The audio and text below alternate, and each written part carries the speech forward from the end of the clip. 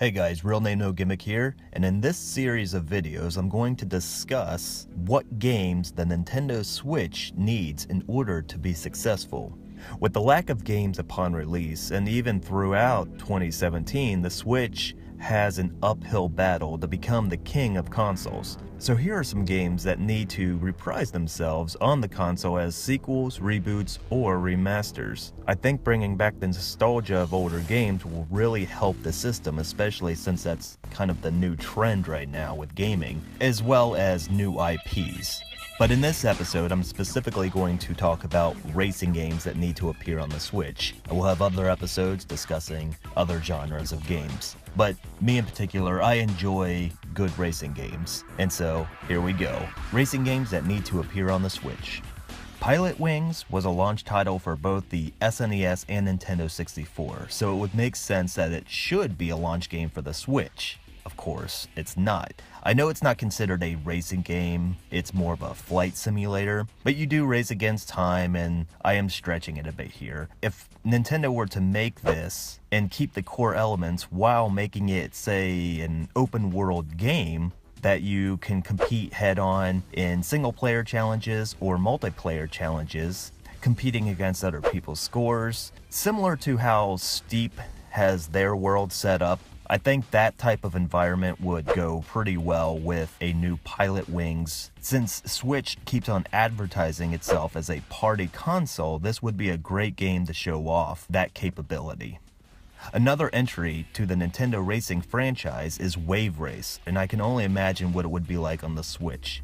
What sets it apart from other racing games is the dynamics of the water, creating new challenges as the changing of the tides and the weather all determine how you play the course. And it also alters the course, so you have to find new routes to take. It's not the same every time you race the same level, which makes this an outstanding dynamic racer, and it would be great to see it on the Switch. One of the best snowboarding games outside of SSX is 1080 Degree Snowboarding. The thrill of trying to be number one while performing tricks and not crashing was great. It had superb controls and great graphics for the time. There were several modes of play, and you could select from several characters, each of which had their ups and downs on performance. Every console should have a snowboarding game, and if SSX isn't going to fill the void, then 1080 should take the crown. F-Zero has been with Nintendo since the SNES, and every entry into the franchise has been great, pushing the limits of speed and hardware. This game is challenging, but in a good way. Frustration only keeps you coming back, and the music pumps you up for more. There are tons of tracks and vehicles to play, and I can only imagine how great this would perform on the Switch. Perhaps they need a game like this to show gamers what the Switch is capable of. This one brings me back.